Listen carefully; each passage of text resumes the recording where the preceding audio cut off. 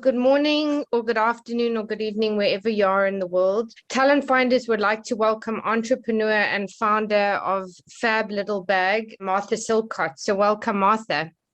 Thank you so much. It's lovely to be here.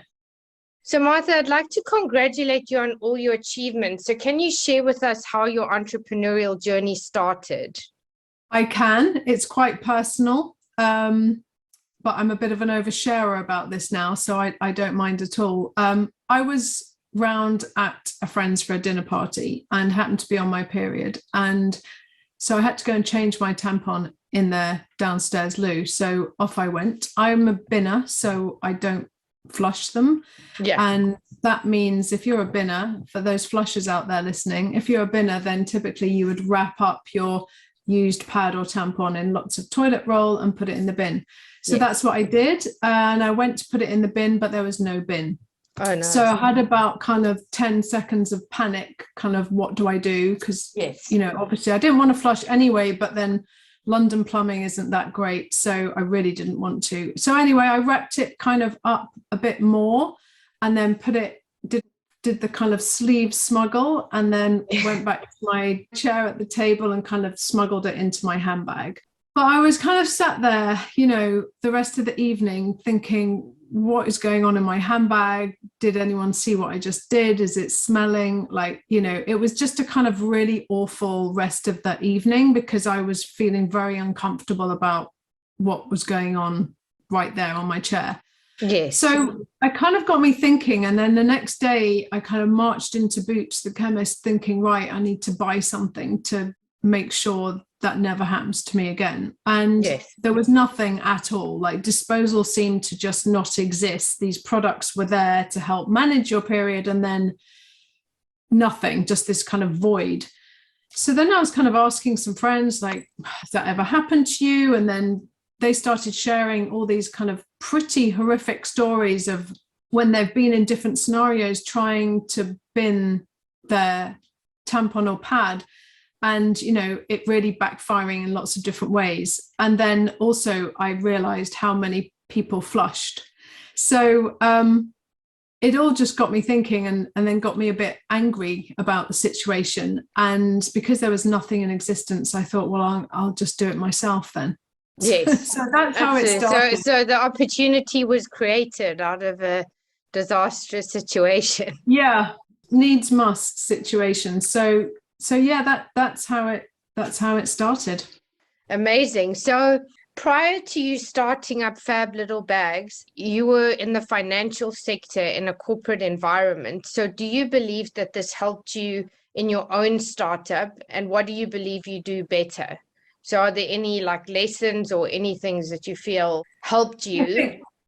I don't really think that, I was never a big financy person. I worked in financial services, but I worked more in, first of all, I was a financial advisor. So obviously there is an element of technical understanding there, etc. But the majority of that is really around people and relationships and listening to what their opinions are and then applying your professional knowledge to that to create a better outcome.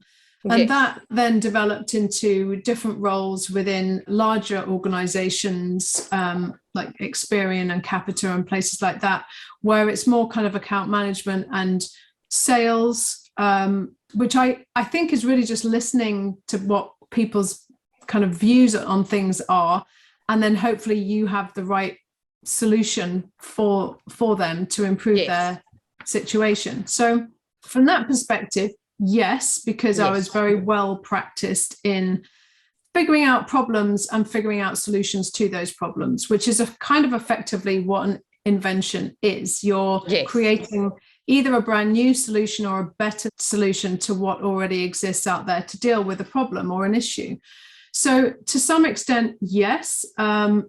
Finance especially, no, because when I finally got my patent granted for Fab Little Bag, which took 7 years, by the way, when that then proved to be the catalyst for me to leave corporate world and start this journey. And really when that happened, it wasn't so much about finance. It was really about suddenly going on a crazy learning curve about all kinds of things I knew absolutely nothing about, like manufacturing, like branding, like marketing, like IP. Finance was definitely involved, but not in any big kind of professional way. Yeah. So you kind of become a jack of all trades and need to know a lot about a lot rather than necessarily an expertise in a single area. Absolutely. So with that, what would you say some of your biggest lessons and learnings have been within your career? I mean, they're so numerous and ongoing because you never get to a place where you never kind of suddenly get to a place where you're like, right, that's it, I'm done with my learning now. So it is ongoing. I'd say you have to have the skin of two rhinos. Yes. To bring an invention to market, because the level of rejection and disappointment and things going wrong is phenomenal. And, you know, you can't ever quite anticipate how much of that happens and how much you've got to dust yourself down and pick yourself up and go again. Yes. You know, whether that's trying to raise money or get stock from A to B or convince a buyer that they should stock your product or whatever it is, there's just layers upon layers of rejection Yes. and difficulty.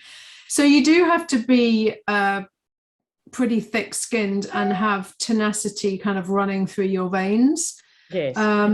I also think you need to surround yourself with positive people, because there's lots of negativity out there, and it's really important to try and have, at least in your close group, people that can pull you up when needed, and you can learn and feed off yourself, and you can give your positivity back to them when it's needed, that reciprocal relationship. So, you know, working around some other really amazing female founders. They don't have to be female, they just mainly are, in my experience, the ones Yes. I've gravitated to, has been really important. And I think you've got to be adaptable, because you can set out on your journey.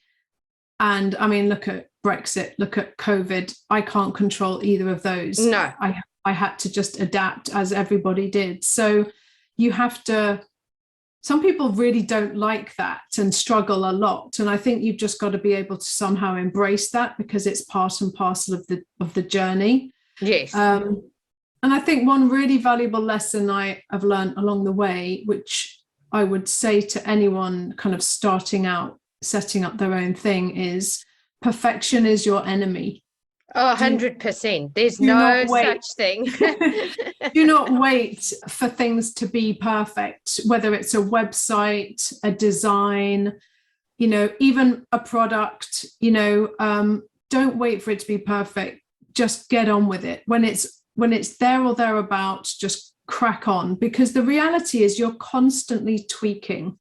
Absolutely. No one gets it perfect from day one. So you're constantly getting feedback, learning, rules change, buying habits change, focuses change, everything's changing. So you're constantly tweaking anyway. So yeah, I would say ignore perfection.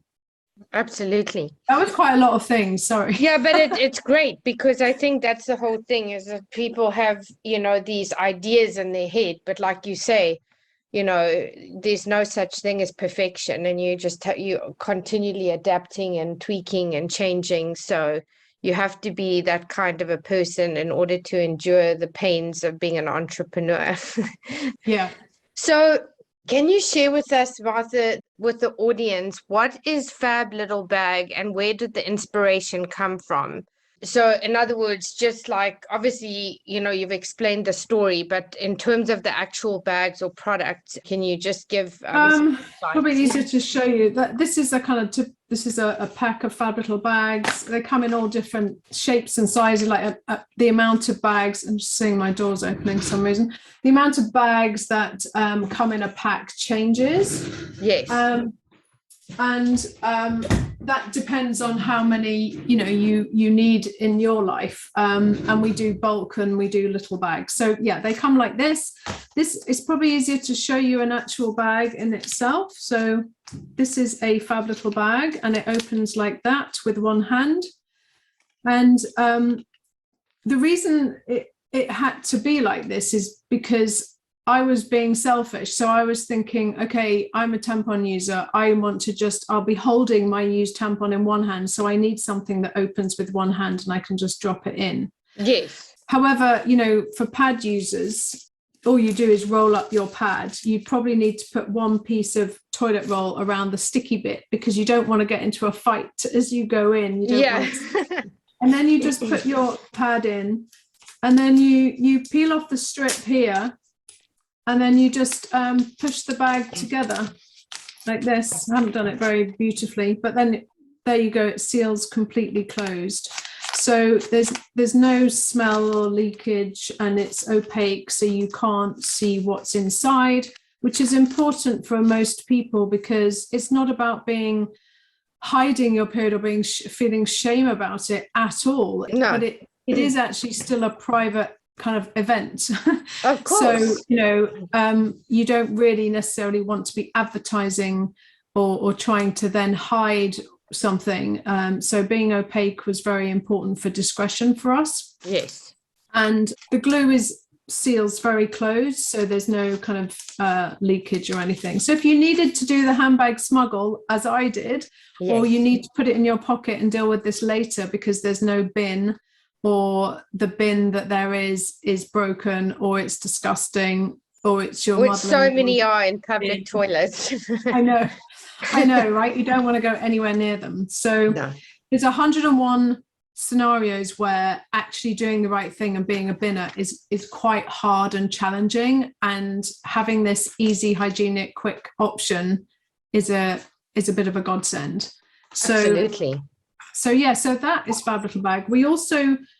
I started doing this direct consumer, but I realized that actually there was a really big B2B need for it in corporate offices, in hotels and restaurants, yes, on ships, all that kind of thing. So we invented a dispenser for the bags here. So this dispenser just fits on the wall of a cubicle next to the toilet roll. And then you just pull out a bag like that and use it. And the next bag is in the dispenser untouched by my hands. So from a hygiene point of view, it's very good. That's amazing. Yes. So we have a B2B and a direct consumer offering. And having said that, we know that some people just, like, if you're in a house I don't know, let's say you're a mum and you've got 3 or 4 daughters, then actually we know that people buy the dispensers for their home and yes, put it in their bathroom at home, which wasn't my original plan, but it's fine by me.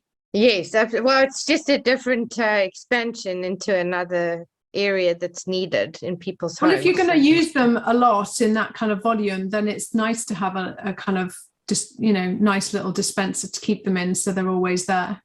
Absolutely. So you also have a real passion for the environment, and this has also played a role in the product. So can you share with us more about the environmental aspect of the product and how the product is produced, bearing in mind the environmental factors considered in the innovation of these amazing sanitary bags? Yeah, so what I didn't mention at the beginning, like the motivation for this was very much a kind of personal, practical, emotional reason.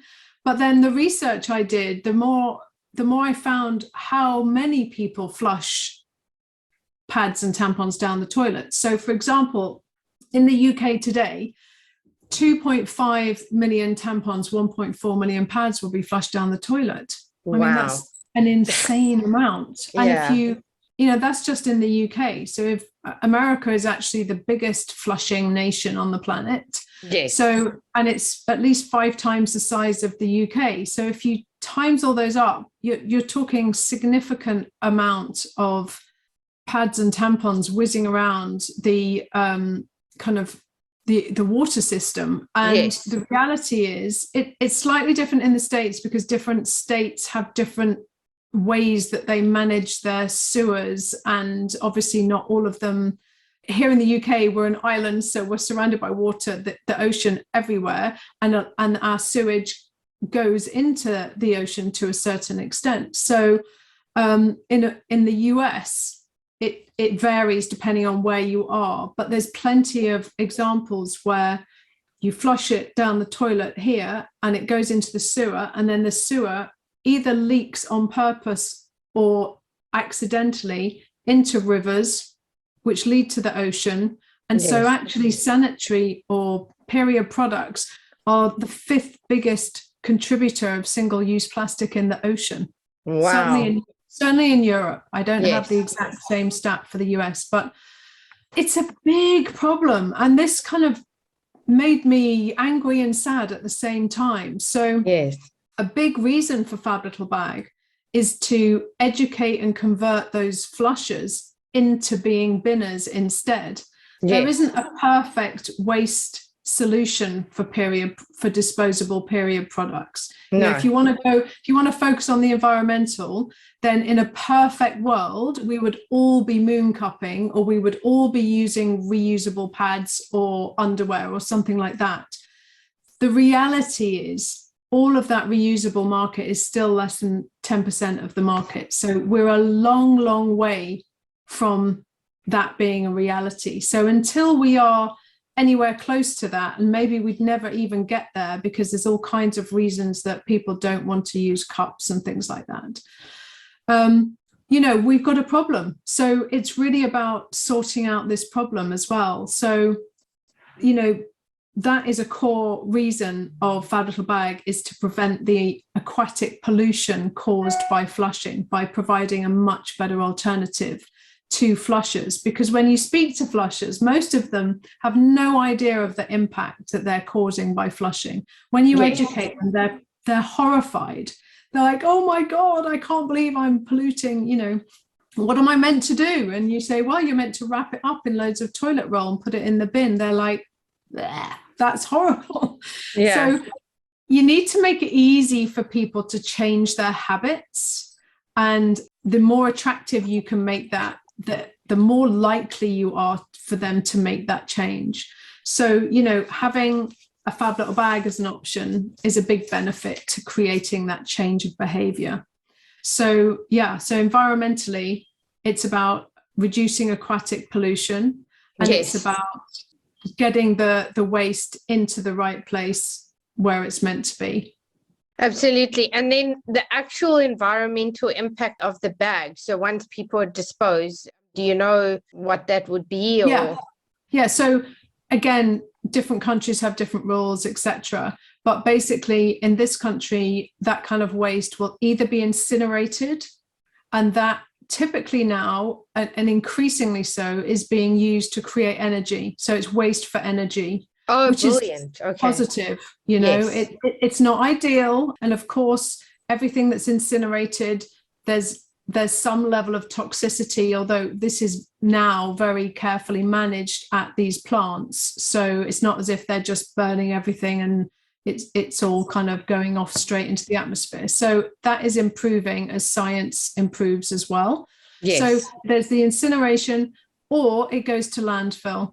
Now, in landfill, nothing is really biodegrading anytime soon, even organic matter, even paper, even things that are capable of biodegrading.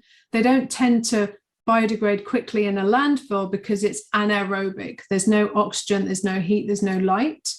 So it's not a great environment for anything biodegrading. It does, of course, happen over time.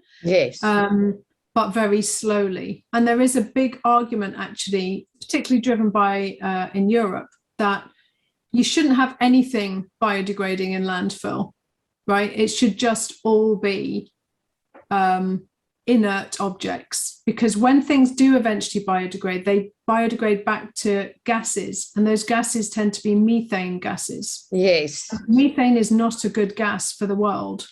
So there is an argument that only inert objects or things that aren't going to really biodegrade should end up in landfill. So Okay. there's not a great, it's not a happy ending. Yeah, I mean, there's not a perfect solution, but at least it's progress towards. It is. It's the best it can be at the moment with what we've got. Yes. And, whether basically, we can do this, well, how quickly we can improve on this is down to kind of science and commerciability, because things have to be able to be affordable to get people to change their habits and do it. So, there's a big move towards being more environmentally friendly, to be more sustainable in every single decision we make. But arguably the first thing we have to do is just reduce the amount of consumption on everything as much as possible. Yes, absolutely. Because if we can reduce the consumption, then we've got less waste to deal with anyway.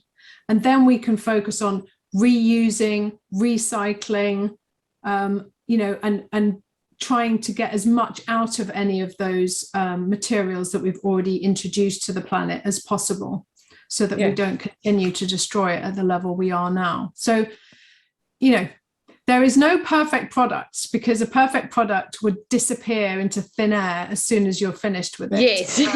So it's really about what can we, if we're going to have a product, what can we make it from that is sustainable, renewable, therefore you're not depleting the planet of a material, and how do we dispose of it as best we can. It's interesting because obviously there's a huge anti-plastics feeling out there. The reality is that plastic is an incredible material. I mean, it is amazing, the amount. Yeah, it's just what we do with it and how we... different things it can do. It's how we treat it when we're finished with our use of it that is causing the problems, really. And linked to that, we are manufacturing far too much of it. But life almost wouldn't be possible without it. When you think about medical devices and mobile phone, like everything around us, probably has some plastic in there. So I think it's really about choosing how much of it we produce, what we make it from, how we dispose of it, how we reuse it. All of those things are really, really important. It's not a kind of black and white, plastic is evil, paper is good, because actually if you look at the environmental impact of those two things, plastic is actually better than paper until you get to the end bit where it's littering, and then plastic is an utter nightmare, and paper's not so bad. So it's never as simple as we quite want to make it. No. But it's complicated, and that leads on to what a Fab Little Bag's made from. So they're made from sugarcane bagasse. So it's sugarcane that is grown, which is great because it's very renewable plant, and it grows really quickly, and it locks in a lot of the carbon dioxide. So it's really good from that perspective as well. So it's made from sugarcane, and then I purposely added 30% of recycled plastic into the bag. That's amazing. Well, I think it's amazing. There are some people out there that just are so anti-plastic. They're like, it contains plastic, it's a bad thing. And my response to that is, I disagree. And I disagree because if we're able to recycle, and reuse, we have to recycle, because it's all out there, and we have to recycle it. But there's no point in recycling if you then don't reuse that. Exactly. It's part of the kind of positive circle of waste in that way. So it's actually important that we do include recycled plastic into various different products as we go. So I made that conscious decision to do that because I think it's a good idea. So I'm not trying to be I'm free of plastic, but I'm using plastic in a positive way as a contributory ingredient to Fab Little Bag. The glue is vegan as well, so hopefully we can include people that don't want to engage with anything made from animals. Yeah, absolutely. So currently your focus is on the small bags for sanitary waste. So do you plan to expand into other sizes and other products within this area? that's a very well-timed question, because we've literally just launched Hygiene Bag, which is a much bigger bag, and it's a multi-purpose disposal bag, also using that combination of sugarcane and recycled material. Yes. And it's really for the disposal of a variety of different items. So kids' nappies, and also ostomy bags and catheters, and that people that have to wear the ostomy bags, they need emptying and disposing of. Yes. And also incontinence products. So whether that's kind of the much, much bigger pads, or in some cases, the smaller adult nappies, and also sheaths for men, because their incontinence is growing. Yes. Yes. So yeah, so this is a hygiene bag here. Amazing. So yeah, it works in the same way. So that also leads me now, obviously, to COVID, which we briefly did touch on earlier, which obviously has turned our worlds upside down, with personal hygiene being more vital than ever. So how has this impacted you and your company during these times? And can you give us some examples of how you've dealt with that?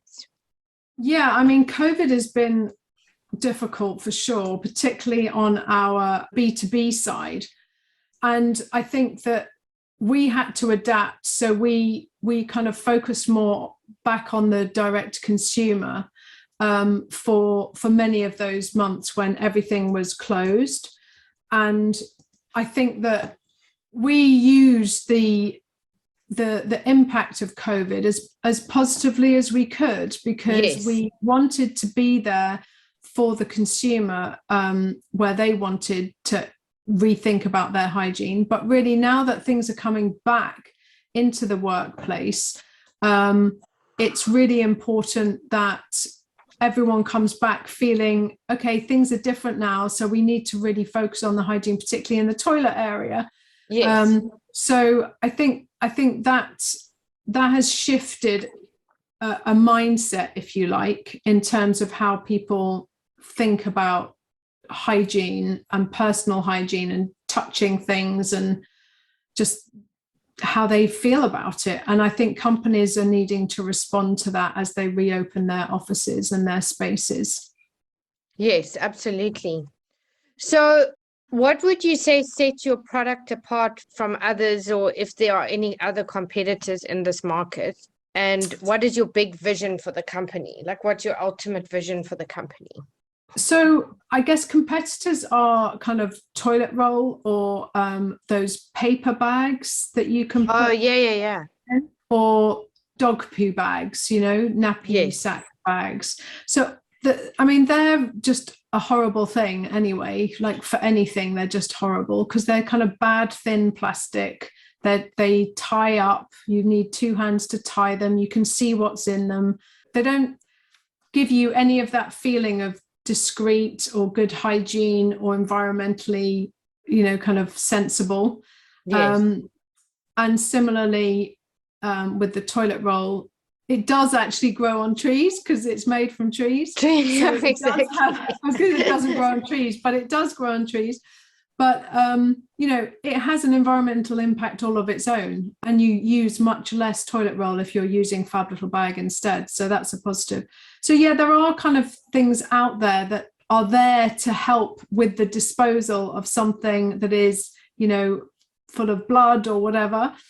But they're, in my mind, they're not combining the best for the planet, best for the user experience, so that the user feels that it's easy to use, it's hygienic, it's discreet, it feels confident using that. You can think, wherever I am, whatever's going on, bin or no bin, I can change my tampon, I can change my pad with no problem. So that's that feeling of confidence that I want to bring. And that's what Fab Little Bag brings to the table. Yes. And what would you say is your biggest vision for the company? I would like to think that when you go out, you think keys, phone, credit card, or method of payment. And if it's your time to have your period, Fab Little Bag. I just would love to have that relationship where it feels like your kind of needed friend is with you on your excursion out of the house, you know? Yes. So I just want to feel like, it sounds a bit cliche and a bit kind of pukey, but I kind of want to be like the best mate of the person going out managing their period. You know, I've got your back. Yeah, absolutely. Wherever you are, you're going to be feeling relaxed and confident about managing that disposal bit of your period. So yes. I kind of want to feel like that. And, you know, the biggest buzz I ever get is when someone sends me a WhatsApp picture of Fab Little Bags in a hotel, in a restaurant, wherever they are. They'll go, "Oh my God, look what's in the toilet." You know, and that's amazing. It is amazing, and it never stops to be amazing. I mean, it's happened now loads of times, but every time is a very special moment. Yeah. And you know, when you meet someone randomly at some event or something and they go, "Oh my God, I use these all the time, I can't live without them, they're fantastic," you know, that is just, it makes all the graft and the grit and the disappointment like worth it, because it's having the impact that you want it to have. And like, you know, recently we just got Virgin had just launched these new cruise ships. Yes, I was going to mention that actually with the boats. It's so cool because they've ordered Fab Little Bags for their cruise ships. And so now Fab Little Bag is on Virgin Voyages, which is just like so exciting. That's amazing.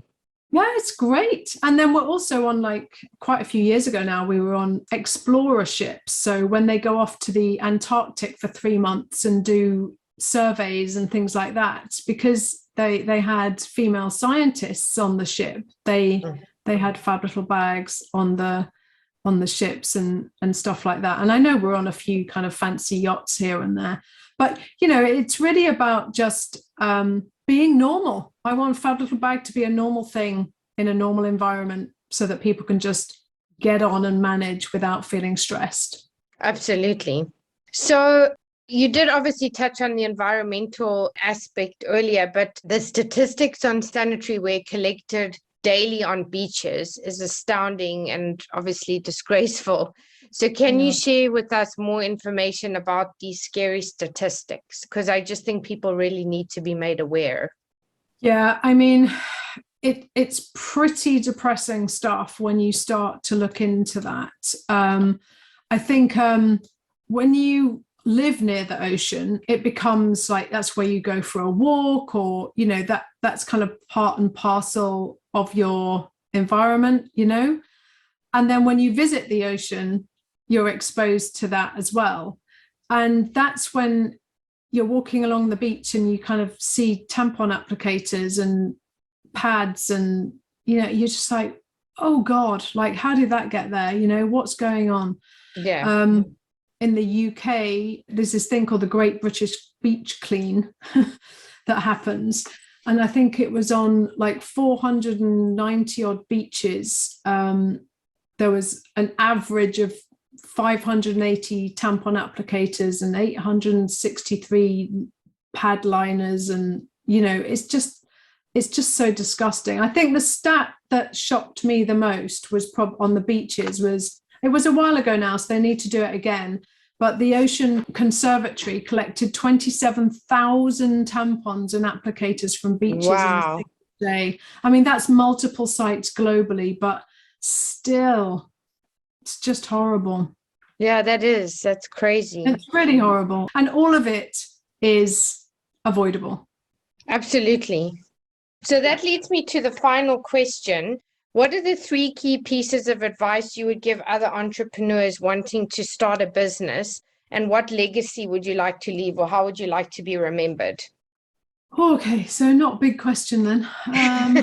Sorry. Okay, if you're going to start a business, I'd say you really have to research the market, because you can think of a really great idea, and it is a really great idea, but it might be actually already out there in quite a successful way. Not to say you can't improve on it, but it might already be there that you just didn't realize. Or it might be the best idea ever, but it's just not commercializable. You can't commercialize it. It's just, Yes. Not possible. So really do the research and don't rely on your best friends for research, because they love you and they'll just tell you nice things. Yes, exactly. So don't do that. And make sure you're in a situation where financially you can afford to kind of do it. Because if you have to drop everything, your career and stuff, and do this, it's a 24/7 job. Yes. So you need to know that, it might be some time before you get any revenue coming in, and you need to figure that out. And if you can't do that, then maybe you need to just do it in a more relaxed way, which will take longer probably. And have unbelievable belief, because if you don't have unbelievable belief, then no one else is going to believe you. Absolutely. 100%. So what legacy would you like to leave, or how would you like to be remembered? I'd like to feel that I helped women and girls feel confident about managing an aspect of their period that previously they found uncomfortable, causes them stress. Yes. I'd like to feel like I am empowering people to feel confident managing their whole period cycle, which includes the disposal of those products if they use disposable products. And I'd like to feel like I have definitely saved lots of pollution from entering aquatic systems like rivers, oceans, and then obviously the beaches. Absolutely. Well, thank you so much, Martha, for your time today. So if people would like to connect with you, what are the best platforms to do so? Well, they can contact me directly on fablittlebag.com. So www.fablittlebag.com. That's our website, and you can contact me there. I'm also personally on LinkedIn, so feel free. And in terms of retail, we retail both Hygiene Bag and Fab Little Bag on our own website, on Amazon, or in the UK in Boots or Ocado. But they're available globally, either on Amazon or through our website. So I'd love to see you on either of those platforms and hear feedback. Wonderful. Thank you so much for your time, and hopefully we can have you back in the future. That would be lovely. I look forward to it.